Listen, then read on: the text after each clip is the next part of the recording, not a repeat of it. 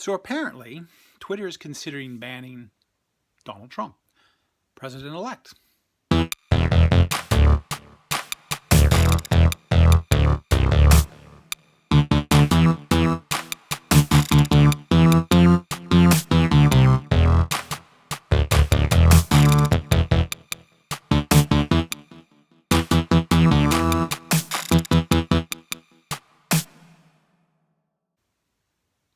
Now, I don't know how true it is. I've got this information on Linus Tech Tips. Usually he seems to have good information. I mean, from a technological standpoint, his information seems pretty good, so maybe this is actually true. The conversation, though, was interesting in the fact that they were really soft-pedaling the whole idea of, they were like, well, we can't tell a company what to do. Well, yes, you can. That's what consumers are supposed to do. They're supposed to tell companies what they want. Now, the company doesn't have to react to what they want, but don't worry about the legal system. Don't worry about it. If I'm telling you that you should do this, that's my opinion. That's what I think you should do. That's what I think is a good business decision. Now, should it be illegal? No, I'm not worried about the law in this case. In terms of advising, in fact, they shouldn't take my advice because then they'll go into the dustbin of history where they belong. Because they haven't exercised good due diligence. They are inconsistent with their policies. They're inconsistent with what they have done as a medium. And they should be ridiculed for it. And this is just another example of how they are out of touch with reality. And they absolutely tread on the idea of free speech. They don't like it. Why are they in the information business if they don't like the idea of free speech? Certainly not in America.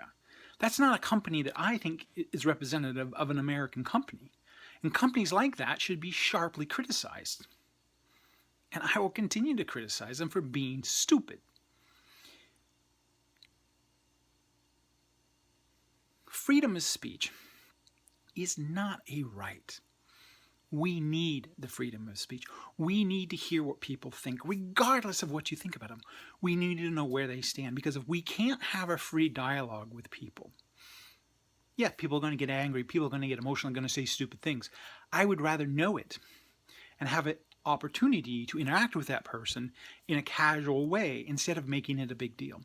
We overemphasize words, and we don't try to get to understand the ideas behind it and the emotions behind it and the reasons behind what they're saying.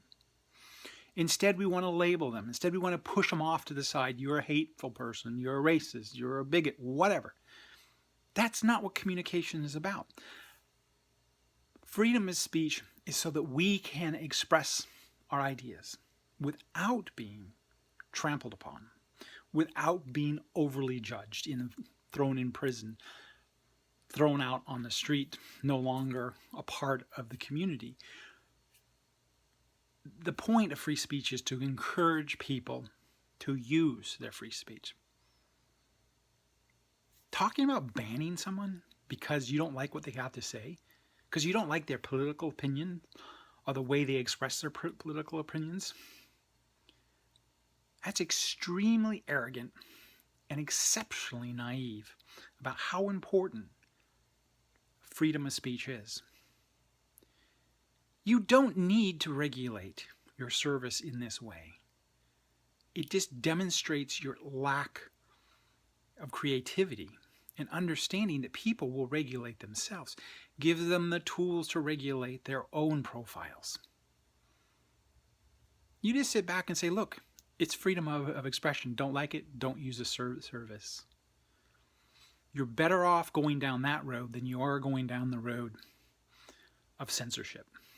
And it is censorship in the sense that you are preventing someone from speaking on your platform. So when people say it's not censorship, they're just not extrapolating it to the company as a term of censorship within that company. That company's policy is a censorship policy. Again, the freedom of speech is not just a right. It's a good idea. It is a good idea. And has worked well for the United States. And I don't know why it wouldn't work well for Twitter. Why do you resist it?